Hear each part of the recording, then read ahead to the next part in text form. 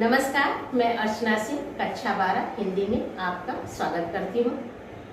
कक्षा 10 के भी रिजल्ट आ गए हैं, कक्षा 12 के भी रिजल्ट आ गए हैं। आप कक्षा 12 में गए हैं तो जो बच्चे आपके सीनियर हैं, आपसे बड़े हैं, जो 12 उत्तीर्ण किए हैं, उनके रिजल्ट को भी आप लोग देख लें और उनसे प्रेरणा लें कि किस तरह बच्चों ने अच्छे अंक प्राप्त किए हैं। आपको भी मेहनत करनी है और अच्छे अंक प्राप्त करने हैं। और मेरी यही शुभकामना है कि कोई भी बच्चा इस क्लास में दोबारा न रहे। और आपकी कक्षाएं ऑनलाइन ही चलेंगी, ऑफलाइन कक्षा नहीं चलेगी। ऑफलाइन का मतलब आपको विद्यालय जाकर के नहीं पढ़ना है। अब इस वीडियो के माध्यम से ही पढ़ाई करनी है, इसलिए आपको मेहनत करते रहना है, प्रतिदिन वीडियो को देखना है और उसके प्रश्नों को करना है। मेहनत करेंगे कभी भी असफलता नहीं मिलेगी। पीछे हम पढ़ रहे थे भाग्य और पुरुषार्थ, जो कि निबंध है डॉक्टर जैनेन्द्र कुमार जी के द्वारा लिखा गया। जहाँ तक हमने पढ़ा उसके आगे आज हम पढ़ेंगे। लेखक का मानना है कि भाग्य और पुरुषार्थ दोनों एक दूसरे पर आश्रित हैं। जब तक हम पुरुषार्थ नहीं करेंगे तब तक हमें भाग्य नहीं मिलेगा। लेखक का यह मानना है कि भाग्योदय उसी तरह से है जिस प्रकार से सूर्योदय। अब इसे समझिए, सूर्योदय कैसे? सूर्य क्या है, कभी भी अस्त नहीं होता है, बल्कि हमारी पृथ्वी क्या करती है, सूर्य की परिक्रमा करती है अपने धुरी पर घूमते हुए। अपनी धुरी मतलब अपनी जगह पर, और उसके साथ ऐसे ऐसे घूमते हुए, और वो सूर्य के चारों तरफ परिक्रमा करती है। तो जो हिस्सा पृथ्वी का सूर्य के सामने नहीं पड़ता है वहां रात हो जाती है, और हम क्या मानते हैं कि सूर्य अस्त हो गया। तो सूर्य अस्त नहीं होता, बल्कि घूमते हुए जब पृथ्वी सूर्य के सामने पहुंचती है तब वह सूर्य हमें दिखाई देता है। उसी तरह से भाग्य है, भाग्य का न उदय होता है न भाग्य का अस्त होता है, बल्कि जब हम अपने पुरुषार्थ को करते हुए अपने उद्देश्य को प्राप्त करने का सही रास्ता अपनाते हैं तभी क्या है, भाग्योदय। वही हमारे लक्ष्य को प्राप्त करने का सुअवसर है। तो आपका लक्ष्य, आपका भाग्योदय क्या है? पढ़ाई करके अच्छे अंकों से उत्तीर्ण होना। केवल भाग्योदय का इंतजार नहीं करना है, केवल भाग्योदय की प्रतीक्षा नहीं करनी है, हमें कर्म करते रहना है। और जब हम सही दिशा में कर्म करेंगे तो हमारे भाग्य का उदय अवश्य होगा। आइए पढ़ते हैं। लेखक क्या कहते हैं? पुरुषार्थ वह है जो पुरुष को सप्रयास रखे। सप्रयास यानी प्रयत्नशील रखे, हमेशा मेहनत करते रहे, प्रयत्न करते रहे, साथ ही सहयुक्त भी रखे और लोगों का साथ भी लेकर के चले। यह जो सहयोग है सच में पुरुष और भाग्य का है। तो लेखक क्या कहते हैं? यह जो सहयोग है वह क्या है? भाग्य और पुरुष। यानी अच्छे काम को करने के लिए हमें किसी की मदद भी लेनी है तो वह भी हमें लेकर के आगे बढ़ते रहना चाहिए। पुरुष अपने अहम से युक्त होता है तभी भाग्य से संयुक्त होता है। हमें अपने अंदर अहम नहीं रखना चाहिए, मैं ही सब कुछ हूँ, मैं सब कुछ कर सकता हूँ। यह भावना जब हम त्यागेंगे तभी हमारा भाग्य हमारा साथ देगा। लोग जब पुरुषार्थ को भाग्य से अलग और विपरीत करते हैं तो कहना चाहिए कि वे पुरुषार्थ को ही उसके अर्थ से विलग और विमुख कर देते हैं। अगर हम पुरुषार्थ और भाग्य को अलग अलग मानेंगे तो कभी भी हम अपने लक्ष्य को प्राप्त नहीं कर सकते हैं। पुरुषार्थ और भाग्य एक दूसरे से जुड़ा हुआ है। पुरुष का अर्थ क्या? पशु का ही अर्थ है। अब लेखक प्रश्न करते हैं कि पुरुष का अर्थ क्या पशु का ही अर्थ है? बल विक्रम में तो पशु में ज्यादा होता है। लेखक क्या कहते हैं? जो बल है, जो ताकत है, जो पराक्रम है, वह तो मनुष्य से ज्यादा पशुओं में होती है।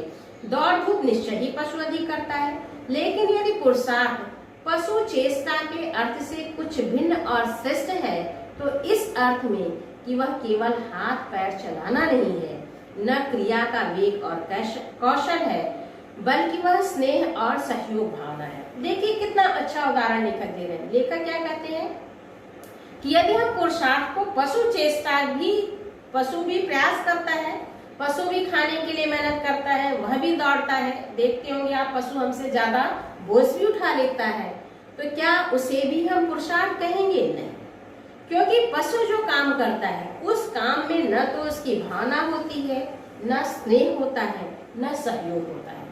वह केवल अपने बल के द्वारा, अपनी ताकत के द्वारा अपने कार्य को करता जाता है और अपनी चेष्टाओं को करता है। और मनुष्य क्या करता है? सहयोग लेकर के, अपनी भावना के साथ, अपने कौशल के साथ, अपने प्रेम के साथ काम को करता है। जैसे पढ़ाई भी आप क्या करते हैं? मन लगा के करते हैं। जब हमारा पढ़ने का मन नहीं होता है, हम किताब कापी बंद कर देते हैं, और यदि हम उस समय भी किताब कापी खोले रहे तो क्या होगा? हमारे दिमाग में कुछ भी समझ में नहीं आएगा। सूक्ष्म भाषा में कहें तो उसकी अकर्तव्य भावना है। तो लेखक क्या कहते हैं? पशु का क्या है? अकर्तव्य भावना है, वह किसी कर्तव्य को पूरा नहीं करता है। वासना से पीड़ित होकर के पशु में अद्भुत पराक्रम दिख जा सकता है, परंतु पुरुष के लिए ही संभव है कि वह आत्म विसर्जन में पराक्रम दिखाए। लेखक क्या कहते हैं? किसी वासना के वशीभूत होकर के पशु अपना पराक्रम करता है, लेकिन मनुष्य क्या करता है? किसी वासना से प्रेरित होकर के कार्य नहीं करता है, बल्कि वह त्याग के साथ अपने कार्य को करता है। वही क्या है? पुरुषार्थ। भाग्योदय शब्द में हम इसी सार को पहचाने। भाग्यवादी बनना दूसरी चीज है, उसमें हम भाग्य को अपने ऊपर मानते हैं। लेखक क्या कहते हैं? जब हम भाग्यवादी बन जाते हैं तो क्या करते हैं? सोचते हैं बिना कुछ किए जो मिल जाएगा वही क्या है? भाग्य है। लेकिन ऐसा हम अपने कर्म से ऊपर भाग्य को स्थान दे देते हैं। भाग्य का यह मानना बहुत ओछा अधूरा होता है, लेकिन हम केवल भाग्यवादी बन जाएं तो यह अच्छा नहीं है। सचमुच ही इसे मानने से पुरुषार्थ की हानि होती है, पर भाग्य से अपने को अलग मानने का हमें अधिकार ही कहाँ है। लेखक क्या कहते हैं कि यदि हम भाग्यवादी बन जाए तो हम पुरुषार्थ नहीं करेंगे। जैसे आप यह सोच लो, अरे जिस श्रेणी में हमें उत्तीर्ण होना है, मेरे भाग्य में लिखा हम उत्तीर्ण होंगे, तो आप कभी भी पढ़ाई नहीं करोगे, आप पुरुषार्थ नहीं करोगे। लेकिन जब आप अपने कर्म को प्रधानता दोगे तो भाग्य अपने आप आपका साथ देगा। वही यहाँ पर लेखक बता रहे हैं। भाग्य के यदि हम आत्मीय बने तो हमारी उसके साथ लड़ाई ही समाप्त हो जाए, तब भाग्योदय का क्षण हमारे लिए नहीं आता, क्योंकि क्षण क्षण और प्रति क्षण हमें भाग्योदय का अनुभव होता है।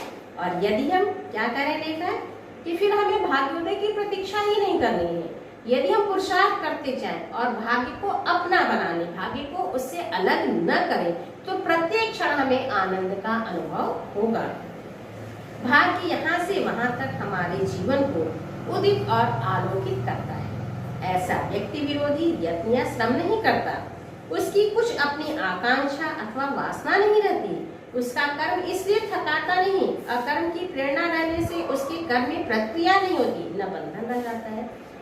तो मनुष्य जब भाग्य और पुरुषार्थ दोनों को साथ लेकर के चलता है तो उसके अंदर किसी भी प्रकार की कोई वासना नहीं रहती है। वह कोई इस तरह का काम नहीं करता है जो समाज विरोधी हो, और इस तरह से वह किसी बंधन में भी बंधा नहीं रहता। मानव कर्म उससे भाग्य ही कराता है, इसलिए प्रत्येक कर्म उसके भाग्य को प्रशस्त और विस्तृत ही करता जाता है। लेखक क्या कहते हैं? जब हम बिना किसी का विरोध किए अपने लक्ष्य को प्राप्त करने के लिए काम करते जाएंगे और त्याग के साथ काम करते जाएंगे, किसी प्रकार का बंधन हमारे साथ न हो, हम तब उसका आनंद ले सकते हैं। और इस तरह से धीरे धीरे आनंदित होंगे तो हम अपने लक्ष्य को जल्दी ही प्राप्त कर लेते हैं।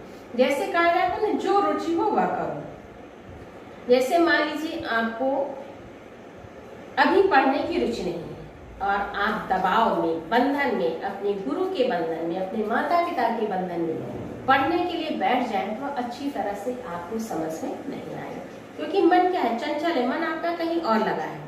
लेकिन यदि आप खुद अपने मन से पढ़ने बैठ जाते हैं बिना किसी बंधन के, तब आपको आनंद आएगा और तभी वह चीज आपकी समझ में आएगी। लेकिन यहाँ यह प्रश्न उठता है कि क्या बिना बंधन के हम काम कर सकते हैं?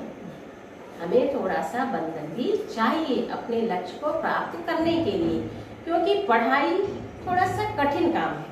उसके लिए आपको मन को एकाग्र करना होगा। भाग्य के प्रति अभ्यंतर में अर्पित होकर के पुरुष जो भी पुरुषार्थ करता है वह उसे उत्तरोत्तर मुक्त और समग्र ही करता जाता है। और जब हम भाग्य पर समर्पित हो जाएं कि कार्य कर रहे हैं, भाग्य से हमें लक्ष्य मिलेगा ही मिलेगा, तो हम निरंतर उत्तरोत्तर क्या होते जाते हैं, मुक्त होते जाते हैं, समग्रता को प्राप्त करते जाते हैं। भाग्य के प्रति अवज्ञा रखना अपने से शेष के प्रति अवज्ञाशील होने के बराबर है। भाग्य के प्रति हमें अवज्ञा नहीं रखनी है, भाग्य को भी मानना है, भाग्य को पुरुषार्थ से अलग नहीं करना है। इसे बुद्धि के प्रमाद का ही लक्षण मानना चाहिए। हमारी हस्ती क्या है, लेखक क्या कहते हैं, यदि कोई भाग्य को नहीं मानता है तो वह इस सृष्टि की रचना करने वाले को नहीं मानता है, और यह क्या है, उसके घमंड का एक लक्षण है। आखिर गिनती के कुछ साल हम जीते हैं, फिर हम सदा के लिए मर जाते हैं, चाहे फिर पैदा होते हों, लेकिन हमारी यह अहंता तो यहीं की यहीं रह जाती है। लेखक क्या करें, हमारे जीवन का समय निश्चित है कि हमें कितना जीना है, और उस जीने के बाद हम इस जीवन को त्याग देते हैं, शरीर को त्याग देते हैं, फिर हम इस शरीर का हमारे कोई महत्व नहीं रह जाता, तो फिर हम अहम किस पे करें, हम घमंड किस पे करें। और जो जीवन का समय है हम उसे चाह करके भी एक क्षण के लिए आगे नहीं बढ़ा सकते, वह एक शक्ति के हाथ में है। वही शक्ति क्या है, भाग्य। पर हमारे मर जाने से क्या अस्तित्व कुछ भी घटता है, जगत और इतिहास तो चलता ही रहता है। लेखक क्या करते हैं, यदि कोई एक व्यक्ति शरीर को त्याग करके मृत्यु को प्राप्त हो जाता है, उसकी वजह से कोई काम रुकता नहीं है, यह दुनिया, यह संसार, यह इतिहास चलता रहता है। तब इससे बड़ी मूर्खता दूसरी क्या होगी कि हम अपने कतिपय वर्षों के 3.5 हाथ के सीमित अस्तित्व को सब कुछ मान लें और उस कारण बाकी त्रिकाल त्रिलोकों को अमान्य ठहरा दें। देखिए कितनी बड़ी बात लेखक ने कह रखी है। क्या कहते हैं लेखक, प्रत्येक व्यक्ति के शरीर की लंबाई उसके हाथ से 3.5 हाथ की होती है। तो लेखक क्या करें, यह जो हमारा 3.5 हाथ का शरीर है और मर जाने के बाद इसका अस्तित्व बिल्कुल नहीं रह जाना है। जैसे ही शरीर से प्राण निकलते हैं, लोग उसको घर के बाहर रख देते हैं, कोई उसे छूना भी नहीं चाहता। फिर 3.5 हाथ के लिए हम क्यों घमंड करें। और जो त्रिकाल है, जो तीनों काल है, वर्तमान, भूत और भविष्य, और जो तीनों लोक हैं जो हमेशा रहने वाले हैं, उसको हम तुच्छ मान लें, इसे हमारी मूर्खता ही कही जाएगी। भाग्य को न मानना, इस तरह उस सब कुछ को न मानना है जो सचमुच सीमाहीन भाव से। सच पूछिए तो उदय उसी का है और हमारे पुरुषार्थ के भीतर से उसी का निहित अर्थ पूरा हो रहा है। उस भाग्य को प्रणत भाव से स्वीकार करने में मैं अपने पुरुषार्थ के परमार्थ को ही स्वीकार करता हूँ। इसलिए लेखक क्या कहते हैं, भाग्य हमेशा हमारे साथ चलता है, बस समय है कि हम उस लक्ष्य को प्राप्त करने के लिए सही कदम किस क्षण उठा रहे हैं। जिस क्षण हम अपने लक्ष्य को प्राप्त करने का सही कार्य करना शुरू कर देंगे, वही क्षण क्या है, हमारे भाग्योदय का क्षण है। इसलिए भाग्य और पुरुषार्थ को बिल्कुल अलग हमें नहीं मानना है। अर्थ हमारा स्वार्थ बन जाएगा, पुरुषार्थ वह नहीं कहलाएगा अगर भाग्य के परमार्थ से उसे हम नहीं जोड़ सकेंगे। लेखक क्या करते हैं, अर्थ भी हमारे लिए आवश्यक है, लेकिन उतना ही जिसके द्वारा हम दूसरों का भी भला कर सकें। अगर हम केवल अपने लिए अर्थ संचय करते हैं, वह अच्छा नहीं। अर्थ मतलब धन। लेखक क्या कहते हैं, पुरुषार्थ वह है जिसमें परमार्थ जुड़ा हो, जिसमें दूसरे की भलाई जुड़ी हो। जब तक दूसरे की भलाई नहीं जुड़ी है, तब तक हमारा पुरुषार्थ भाग्य का साथ नहीं दे सकेगा। उस स्वार्थ के जो चक्र में है, वे भाग्योदय की प्रतीक्षा में रहे ही चले जा सकते हैं। लेखक क्या करते हैं, जो अपने स्वार्थ में पड़ करके पुरुषार्थ कर रहे हैं, कर्म कर रहे हैं, वो हमेशा प्रतीक्षा करते ही रह जाएंगे भाग्योदय का। उनके भाग्य का उदय नहीं होगा, क्योंकि जिसके उदय की वो राह देखते हैं, वह तो उदित है ही, केवल उनकी पीठ उस तरफ है। लेखक क्या करें, जिस भाग्योदय की वह प्रतीक्षा कर रहे हैं, वह भाग्य तो उनके साथ है, केवल अंतर इतना है कि उनका मुंह अपने भाग्य की तरफ नहीं है। अर्थात वह जो कार्य कर रहे हैं, उस कार्य में परमार्थ नहीं है, दूसरों की भलाई नहीं है। इसलिए उन्हें मालूम नहीं है कि जिसको सामने देख रहे हैं, वह भी उसी के प्रकाश से प्रकाशित है और कम ही जान पड़ रहा है। इच्छाएं नाना है और नाना विधि है, और वे उसे प्रवृत्त रखते हैं। और ऐसे मनुष्य अपनी इच्छाओं को प्राप्त करने के लिए विभिन्न प्रकार के आचार विचार करते रहते हैं। उस प्रवृत्ति से वह रह करके थक जाता है और वह अपने स्वार्थ की पूर्ति के लिए कार्य तो कर रहा है। एक इच्छा पूरी करता है, दूसरी इच्छा जागृत हो जाती है, दूसरी इच्छा को पूरी करता है, तीसरी इच्छा जागृत हो जाती है। इस तरह से वह निरंतर कार्य करते हुए थक जाता है और अपने भाग्योदय की प्रतीक्षा करता ही रहता है कि वह भाग्योदय कब आएगा। आपने अगर कभी किसी का भला किया हो, छोटा सा ही, मान लीजिए कोई व्यक्ति है, बूढ़ा है, बुजुर्ग है, बीमार है, सड़क नहीं पार कर पा रहा है, अगर आप उसे हाथ पकड़ करके सड़क पार करा देते हैं तो देखिए क्या आनंद आता है। वही क्या है, वही भाग्योदय है। जो काम आप करें और उसमें दूसरे की भलाई हो, उस प्रवृत्ति से वह रह करके थक जाता है और निवृत्ति चाहता है। और इस तरह से मनुष्य क्या करता है, जो स्वार्थी मनुष्य अपनी एक इच्छा पूरी करता है, दूसरी इच्छा पूरी करता है, धीरे धीरे इतना थक जाता है कि वह इस संसार से मुक्त होना चाहता है। यह प्रवृत्ति और निवृत्ति का चक्र उसको द्वंद्व से थका मारता है। इस संसार को अभी राग भाव से वह चाहता है कि अगले क्षण उतने ही भाव विराग से वह उसका विनाश चाहता है। जैसे ये जो अभी संक्रमण का समय चल रहा है, इस समय आपने देखा होगा बहुत से लोगों ने आत्महत्या कर ली। तो उसका कारण क्या है, वही कि उन्होंने पुरुषार्थ को अपने भाग्य से नहीं जोड़ा, अपने कार्यों के द्वारा कभी किसी का हित नहीं किया, कभी किसी का भला नहीं किया, केवल अपनी स्वार्थ पूर्ति के लिए आज एक गाड़ी है, दूसरी खरीदने, दूसरा मकान करने, ये कर ले, वो कर ले, और करते करते वह थक जाता है, फिर वह अपने ही विनाश का कारण बन जाता है। पर राग द्वेष की वासनाओं से अंत में सुसलाहट और छटपटाहट ही उसे हाथ आती है। ऐसी अवस्था में उसका यह सच्चा भाग्योदय कहलाएगा अगर वह नत नम्र होकर के भाग्य को सिर आंख खोलेगा और प्राप्त कर्तव्य में ही अपनी पुरुषार्थ की इति मानेगा। लेखक क्या कहते हैं, जब ऐसी विकट स्थिति भी आती है तो हम धैर्य के साथ जो समय है उस समय का सामना करें, तभी हमारा भाग्योदय होगा, तभी हम भाग्य को पुरुषार्थ के साथ जोड़ करके अपने जीवन को सफल बना सकते हैं। इस तरह से यह आपका पाठ पूरा हुआ, भाग्य और पुरुषार्थ, जिसके लेखक हैं चैलेंज कुमार जी। धन्यवाद।